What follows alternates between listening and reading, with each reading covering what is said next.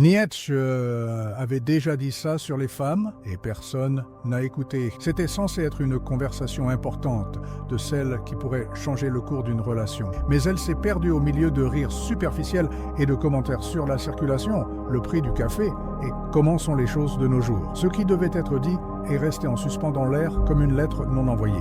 Et personne ne l'a remarqué. Il y a un silence qui traverse les siècles. Pourtant, il reste invisible pour ceux qui ne veulent pas écouter. Sénèque disait « Ce n'est pas que nous ayons peu de temps, c'est que nous le gaspillons. Aujourd'hui, nous gaspillons du temps à faire semblant que certaines vérités n'existent pas, car la réalité, quand elle frappe à la porte, ne demande pas la permission. Elle entre. Et quand elle entre, elle change tout. » Marc Aurèle nous rappellerait que regarder la réalité sincèrement est comme le vent froid qui entre par la fenêtre ouverte, inconfortable au début, mais nécessaire pour renouveler l'air. La vérité est un miroir oublié dans un coin de la pièce. Vous savez qu'il est là, vous savez qu'il suffit d'un chiffon pour enlever la poussière. Mais vous préférez ne pas le nettoyer, car vous soupçonnez que le reflet ne vous plaira pas. Nietzsche n'a pas eu ce choix. Il a regardé, vu et dit. Et c'est pour cela qu'il a tant dérangé, parce qu'il n'y a rien de plus dérangeant que quelqu'un qui pointe du doigt ce que vous passez votre vie à essayer d'ignorer. Pensez à la poussière accumulée sur la vitre. Elle ne disparaît pas d'elle-même. Au contraire, chaque jour sans affronter ce qui est là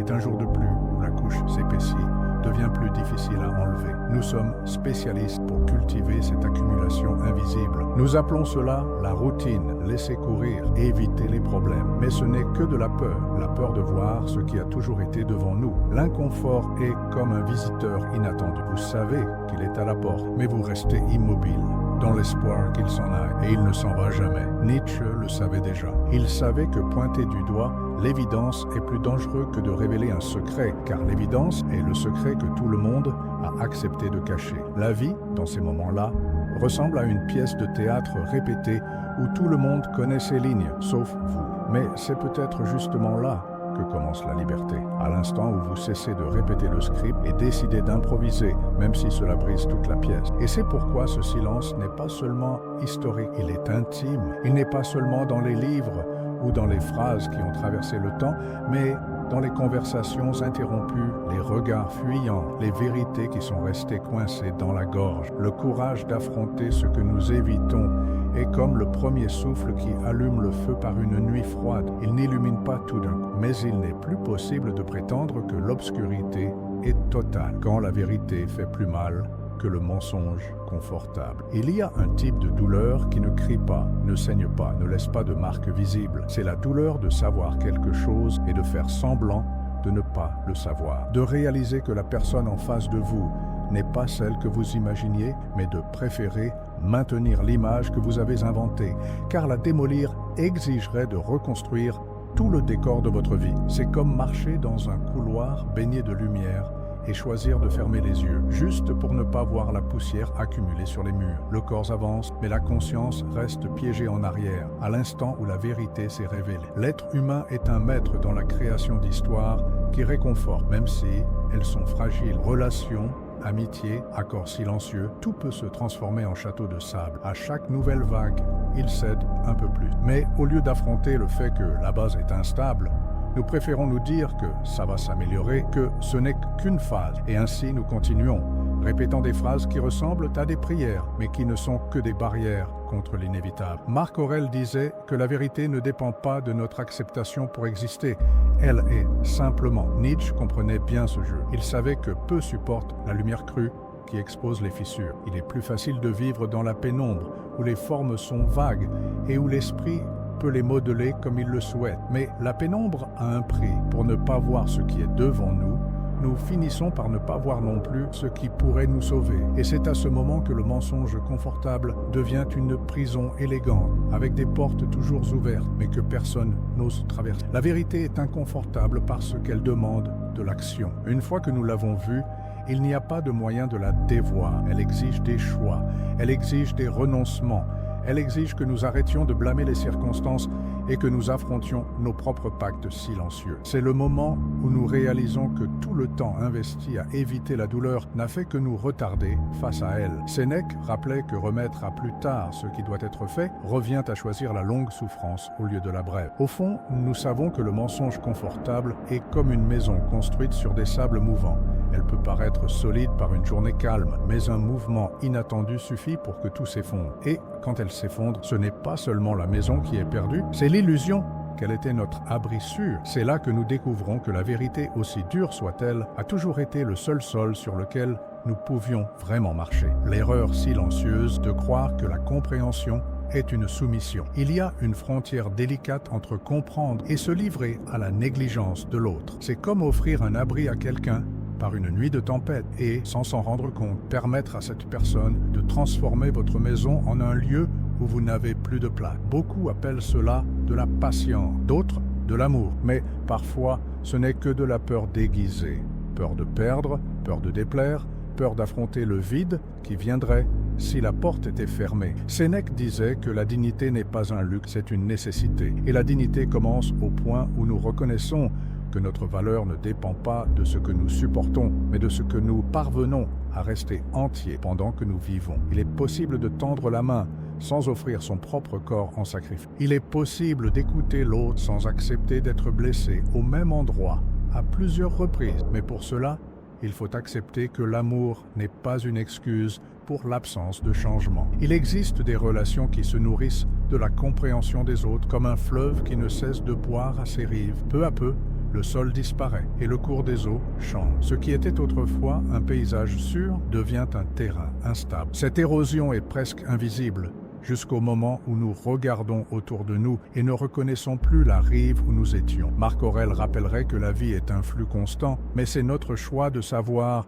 où planter nos pieds. Nietzsche comprendrait cette ironie.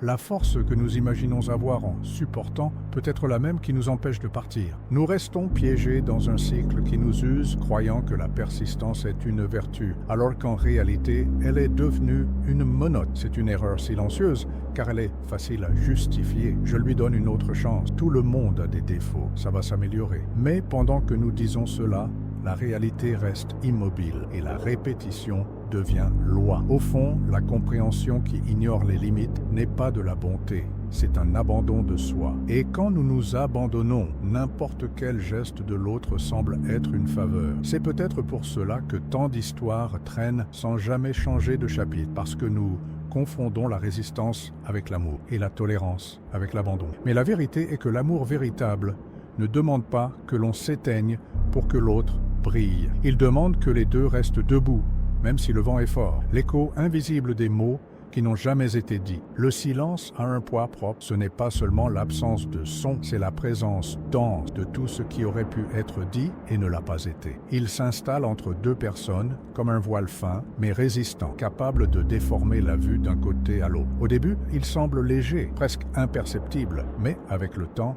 il devient un mur que plus personne ne sait comment traverser. Il y a des relations qui ne se terminent pas par une dispute ou un cri, mais par cette lente accumulation de choses non dites. Un type d'abandon qui a lieu pendant que tout le monde reste au même endroit. Nietzsche disait que nommer ce que tout le monde évite est un acte de courage. Mais le courage, dans ce cas, n'est pas seulement de parler fort, c'est de parler avec vérité. Et c'est une tâche ardue, car dire certaines choses peut changer à jamais la façon dont l'autre nous voit. Il est plus simple d'avaler les mots, de les cacher dans un tiroir interne, comme des lettres écrites et jamais envoyées. Mais ce que nous oublions, c'est que même ce qui n'est pas dit vieillit. Le papier jaunit, l'encre perd de sa force. Et un jour, même si l'on décide de parler, il n'y a plus le même sens. Sénèque rappellerait que le temps est un bien qui ne peut pas être accumulé. Et pourtant, nous accumulons des silences comme si nous avions une éternité pour les... Nous gardons des ressentiments, des confessions, des demandes de pardon, jusqu'à ce qu'ils ne deviennent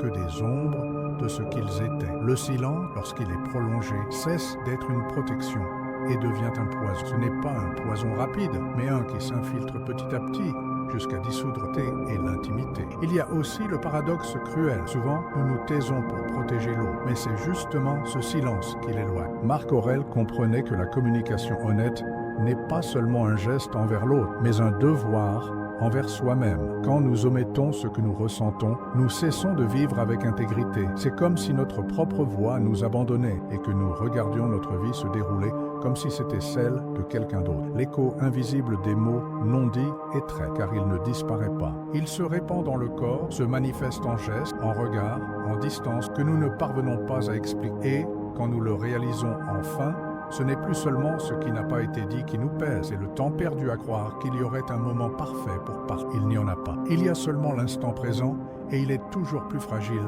qu'il n'y paraît. Quand la clarté arrive, il n'y a pas de moyen de la dévoiler. Il existe un instant où tout s'emboîte. Il n'y a pas d'avertissement préalable, pas de préparation. C'est comme si quelqu'un allumait soudainement une lumière dans une pièce où vous vous êtes déjà habitué à l'obscurité. Au début, la clarté fait mal aux yeux et l'envie est de les refermer. Mais c'est trop tard. Vous avez déjà vu. Et une fois que vous avez vu, il n'y a pas de retour possible. Ce moment, bien que libérateur, peut aussi être cruel, car il ne montre pas seulement ce qui est, mais révèle à quel point on a ignoré pour maintenir l'illusion en vie. Marc Aurèle disait que vous avez le pouvoir sur votre esprit, pas sur les événements. Cette phrase porte une clé silencieuse. Quand l'illusion se brise, il y a la tentation de retourner au confort précédent, de reconstruire l'histoire avec les mêmes pièces, même si elles sont fissurées. Mais accepter la réalité n'est pas se résigner à la souffrance, c'est partir d'un sol solide, même si ce sol est froid et irrégulier. La vérité n'est pas la fin du chemin, c'est seulement le vrai sol sur lequel on peut marcher. Il y a une force qui naît de ce regard clair. À l'instant où vous réalisez que le schéma se répète, que les gestes, les mots et les silences ont un vieux script, vous commencez à voir la scène entière comme quelqu'un qui la regarde de l'extérieur. Et cette distance est révélatrice. Cela ne signifie pas que la douleur disparaît, mais qu'elle devient moins confuse. La clarté transforme la douleur en contour. Vous commencez à comprendre où elle commence et où elle se termine. Et avec cela, vous découvrez que vous pouvez la traverser. Nietzsche saurait que la vision nette est un acte de rupture, car en voyant réellement, vous cessez de participer au pacte silencieux qui maintient les choses en l'état. Cela effraie ceux qui préfèrent la pénombre, mais c'est aussi une invitation à une vie plus honnête. Il y a ceux qui choisissent de refermer les yeux et il y a ceux qui acceptent que, même si ça fait mal, la lumière fait maintenant partie du paysage. Et une fois qu'elle en fait partie, l'ombre ne sera plus jamais là. C'est le moment où la perception se transforme en pratique. Il ne suffit pas de savoir, il faut vivre en accord avec ce que l'on a vu. Et pour cela, un geste simple mais profond suffit. Notez à la fin de chaque journée une seule phrase qui est restée coincée dans la gorge. Garder cet enregistrement, c'est comme laisser des marques sur le sable, pour que, même quand la marée essaie de les effacer, vous vous souveniez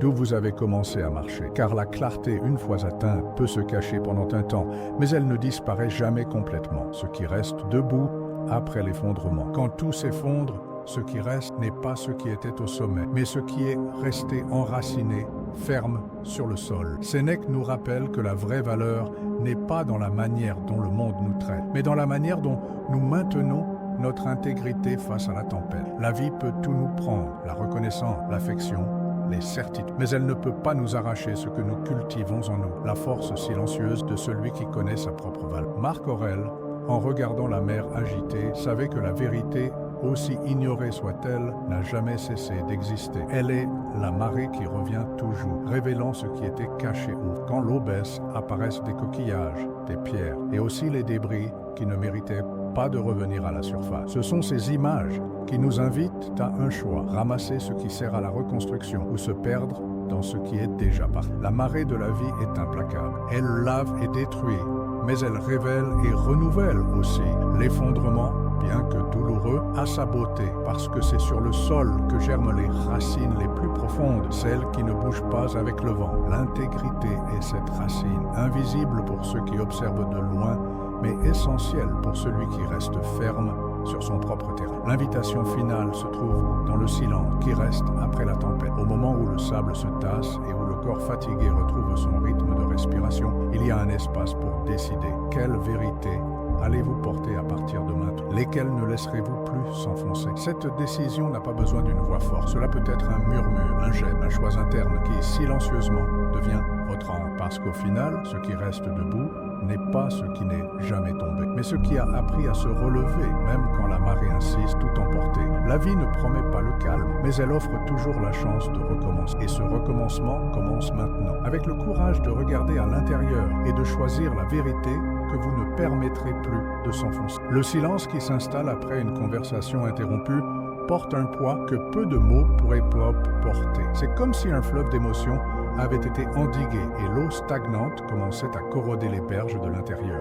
Cette sensation de quelque chose qui est resté à dire est un écho qui résonne dans la poitrine, une insistance qui ne cesse, un rappel que ce qui n'a pas été affronté vit toujours entre nous. Cette absence de dialogue véritable est une invitation voilée à l'introspection, un appel à regarder à l'intérieur avec le même courage qu'on regarderait le monde extérieur. Le défi n'est pas de changer l'autre, mais d'accepter ce qui est, même si cela signifie cohabiter avec la douleur de la perte. Car c'est dans l'acceptation que réside le pouvoir de transformer l'angoisse en apprentissage et la confusion en clarté. Sénèque nous enseigne que la vie n'est pas courte, mais que beaucoup d'entre nous gaspillent leur temps avec des distractions qui nous éloignent de ce qui compte vraiment. Ignorer les vérités inconfortables ne les fait pas disparaître. Au contraire, cela crée une ombre projette longue et sombre sur nos joues, obscurcissant ce qui pourrait être de la lumière. Marc Aurèle, dans sa sagesse pratique, renforce qu'il faut regarder la réalité sans peur, comme un guerrier qui affronte la bataille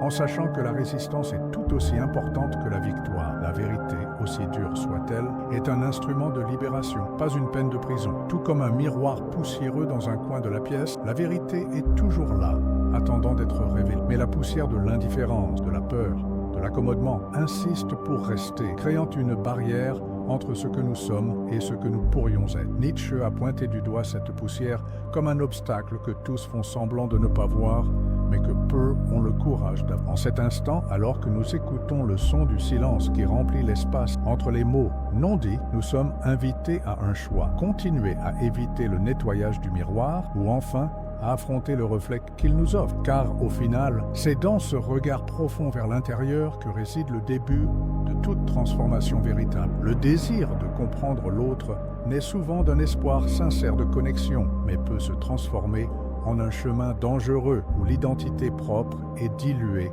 au nom de la convivialité. Il y a une ligne fine entre la quête de compréhension et la perte de soi-même, comme si le miroir dans lequel on se voit était remplacé par un verre dépoli qui déforme l'image que l'on a de soi. Comprendre ne doit pas être confondu avec tolérer ce qui blesse, ni accepter ce qui use. Sénèque nous enseigne que la dignité est une limite inviolable, un terrain que nous devons protéger avec la même fermeté que nous protégeons notre propre vie. Il est possible d'écouter l'autre sans perdre son propre sens, et ce n'est pas une faiblesse, mais la forme la plus profonde de soin de soi. Cependant, l'erreur silencieuse est de croire que la patience infinie est une vertu, alors qu'en réalité, elle peut être une forme de silence douloureux qui légitime ce qui ne devrait pas être permis. La patience qui se transforme en excuse, la tolérance qui devient une béquille, crée un cycle qui se répète silencieusement, corrodant l'âme, jusqu'à ce qu'il ne reste plus de force pour se battre. Marc Aurèle,